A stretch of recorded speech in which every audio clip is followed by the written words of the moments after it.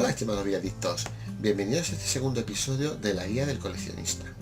En esta ocasión vamos a hablar un poquitillo del espacio en el cual vamos a iniciar nuestra colección. Como partimos del hecho de que podéis iniciar una colección ahora mismo, vamos a establecer una característica o vamos a establecer el hecho de que vais a disponer o de una habitación exclusiva para vosotros o bien de un espacio bastante amplio en base por ejemplo a estanterías o vitrinas donde poder colocar vuestra colección. Dicho esto, tenemos que estudiar un poquitillo el tipo de producto que va a incluirse en la colección. Por ejemplo, en el caso de el anime, como podéis ver aquí abajo, o en el caso de los videojuegos tenemos dos tipos de productos bien diferenciados. Por ejemplo, en el anime tenemos el anime en versión pack, que ocupa menos espacio pero también es más caro y es más difícil de conseguir, o los volúmenes individuales, como por ejemplo estos que veis aquí, que ocupan más espacio, de segunda mano son mucho más baratos y bueno, el principal problema es que nos ocupa demasiado espacio. Por lo tanto tendréis que valorar esto. También tenemos como opción especial las ediciones especiales o las ediciones coleccionistas, que son numeradas y que normalmente son más valoradas en cuanto mejor estado se encuentre el producto. También hay que decir que encontramos dentro de las ediciones coleccionistas precios de segunda mano muy baratos en función del título o muy caros también, dependiendo la facilidad para conseguirlos. En el campo, por ejemplo, de los videojuegos tenemos lo que es los juegos retro o los juegos nuevos. Evidentemente los juegos nuevos son los más fáciles de conseguir, pero también son los más valorados por el estado en el que se encuentran y por su novedad. Sin embargo, los juegos retro tampoco se quedan atrás, porque a pesar de ser retro, la moda actual permite que el valor de estos productos hayan subido. Pero ojo, no solo han subido el valor de los productos completos, que incluyen la caja, la manual, etcétera, sino que también han subido el precio de los juegos, simplemente el juego, o sea, lo que es el solo cartucho, por ejemplo, o el solo CD. Por lo tanto, el espacio que tengamos en la habitación será imprescindible para decidir qué tipo de producto vamos a almacenar. En mi caso particular, por ejemplo, inicialmente no tenía problemas de espacio, por lo tanto he acudido a versiones económicas, individuales, pero evidentemente llega un momento en el que espacio ya te empieza a faltar, por lo tanto tienes que optar más a las ediciones de empaque.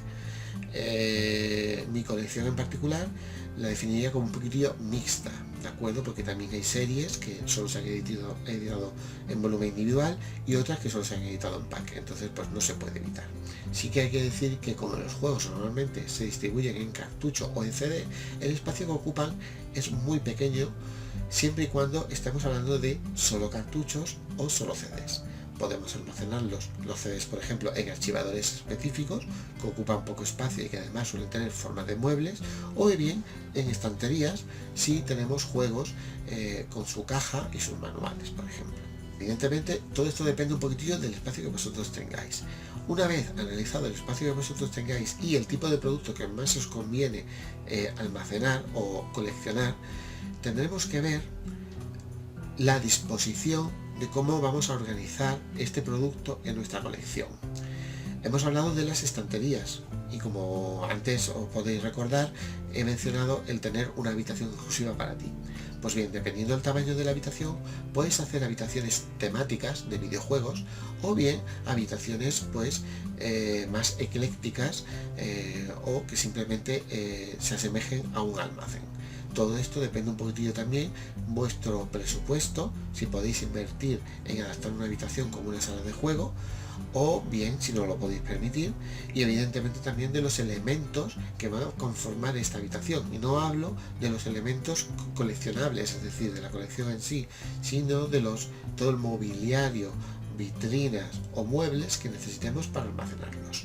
Hay colecciones que están ambientadas como una sala de recreativos e incluso se tiene tu propia recreativa. Hay otras que tienen el ordenador en una habitación y otras lo usan solo de almacén.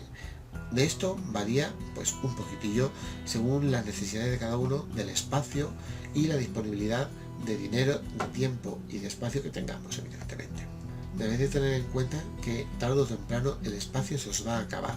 Entonces tendréis la necesidad de o interrumpir la colección o buscar alternativas a esta necesidad. Estas alternativas pasan desde conseguir una segunda habitación en tu vivienda para orientar a esto, o bien el uso de trasteros o empresas que alquilan espacios para poder crear tu propio garaje temático o un trastero temático en el cual no tengas problemas de espacio. De esta forma podrás coger la colección más clásica que tengas o la que menos quieres, de la que menos quieres disfrutar visualmente, y la metes en este espacio, o bien puedes orientar toda la colección para meterla en ese nuevo espacio y dejar tu propia vivienda sin habitación friki, como digo yo. Esta es una alternativa que se usa mucho en otros países como Estados Unidos. En España, como hay el principal parque de viviendas son pisos, pues no te permite tener tu propio garaje tematizado, y las empresas de trasteros tampoco es que sean muy conocidas, ubicándose principalmente en Madrid y en Barcelona. Pues entonces esto hace que nos limite un poco esta posibilidad, pero que sepáis que existe, y que, bueno, si tenéis la suerte de vivir en una casa o un chalet o en una vivienda adosada que tenga disponibilidad de sótano, de altillo o de garaje, pues tenéis la posibilidad de hacerlo. Y si la vivienda es vuestra, pues mejor que mejor. Con esto acabamos este segundo episodio de la guía del coleccionista, centrada en lo que es el espacio donde vamos a ubicar la colección. En el próximo episodio veremos características propias de la colección. ¡Hasta pronto!